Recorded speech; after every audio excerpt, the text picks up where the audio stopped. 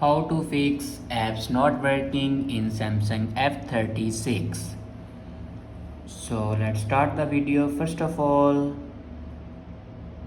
check your internet connection works properly or not. If it doesn't work properly, then update your internet connection. After that, open your settings.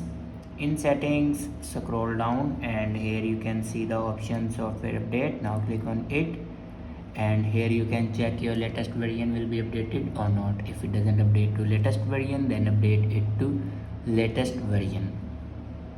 After update a latest version, then go back and click on general management and then click on reset.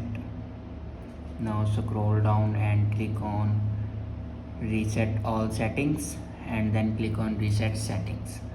After reset all the settings, then go back to your home screen and restart your device. For restart your device, press and hold power button and then click on restart. After restart your device, your problem will be fixed. I hope this video is helpful for you. Thanks for watching.